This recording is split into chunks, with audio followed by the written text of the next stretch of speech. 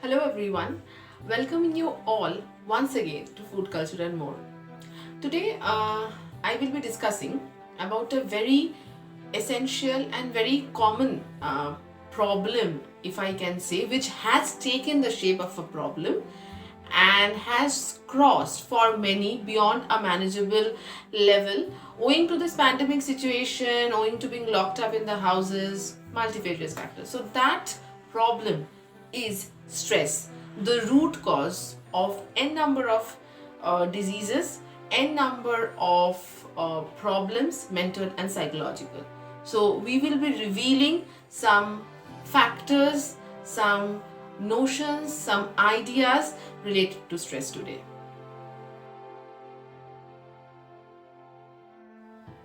Now, why stress is our enemy? I call stress as a silent killer. Yes, it is because stress not only hampers our physical health but to a large extent our mental and psychological health, which is actually known to us.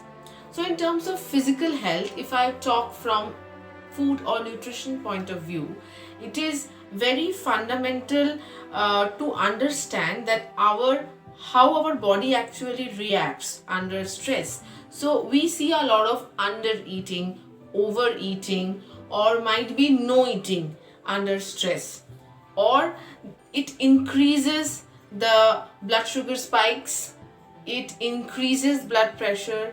Some conditions can be even fatal if it's not manageable to a large extent, or if there is a sudden amount of stress given to our body, which can be serious in some extent.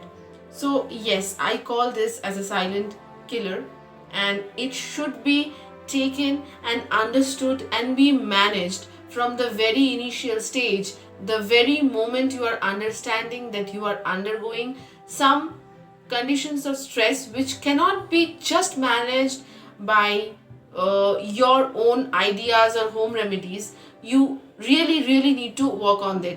And yes, I want to elaborate in such points that stress cannot be nullified by smoking, by alcohol, or by just indulging in something that is harmful for our health. It is not like that. It will deteriorate our health, and that should not be the pathway to control or to emancipate that we can reduce the stress. So, a lot of discussion on stress and its negative impacts. Now, what can be done? How to control the stress? So, I will say some top 5 ways that you can improvise in your schedule currently to bring about a change or to just effectively control. So, number 1, it start to begin with this topic should be a good sleep. It is a very ignored and very diligently being overlooked or not being taken into consideration that sleep is very important. And by sleep I don't mean to sleep by 4 a.m. get up by 11 a.m. That also covers roughly 8 hours or more than that of the sleep, but that is not fundamentally right. So what you need to do, it's ideal, very important to sleep somewhere within 9 to 10, like this, within this slot. Maximum it can stretch up to 10:30 or 11ish, but not like midnight sleeping 1 p.m. just because you don't have school or office the next day. This is absolutely not right. And when should be the waking up? Definitely if you are sleeping somewhere around 10:30, ideally you can get up by 6 to 6:30. Your eyes should open. More than that, if you are sleeping, yes, stress can be a reason of oversleeping as well, surprisingly enough, but it is so. Second is you should be choosing your foods right. Eating a lot of junk, a lot of processed, a lot of packaged foods can also be hampering your health, which can provoke this stress fundamentally.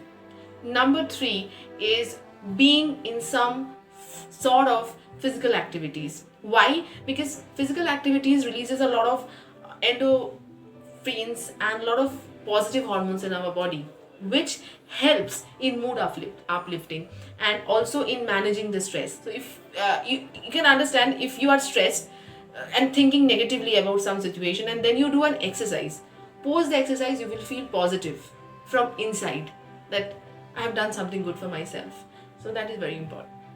Fourth, fourth will be you want to do something for your mental relaxation. It can be doing what you like, you follow your passion, or it can be meditation, it can be anything related to spiritualism or devotion. Whatever you like, indulge at least 15 minutes. Start with 5 minutes, then go on increasing, and make sure that you indulge in something that is good and relaxes your mind. And last and final tip is source of stress. Find out that source. If you are getting source from workplace, try to have a shift, like shift from professional and personal life. Don't mix it all together, because when you are mixing both, the food culture that you've been following, whether it's in home, office, or wherever it is, get hampered. So create a balance between your work and food. For example, you're working, skipping the lunch, you're working late, dinner is going at 12:30, you have night shift, breakfast is not there. So this is not that right. So there should be a balance of the food also along with your work life. If the stress is there, if the stress is somewhere else, balance it off. So as we always say, our motto more. So today's motto is top 5 foods which you can include in your daily schedule for this mood uplifting and reducing stress.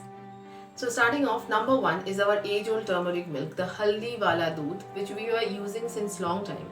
So haldi or turmeric contains a very, very potent antioxidant, curcumin, which has this, it's not only an excellent antioxidant, but also is very good for the brain health. So better if you can couple it with black pepper and use it. Secondly, will be whole grains. Any whole grains, be it a cereal or a pulse, it improves not only the stress and this problems of mood uplifting, but also it reduces the blood sugar spikes and improves the serotonin levels. Third, continuing with the serotonin, bananas rich in potassium and also an essential amino acid tryptophan, which increases the serotonin level, the feel good hormone if I can say, and reduces the stress.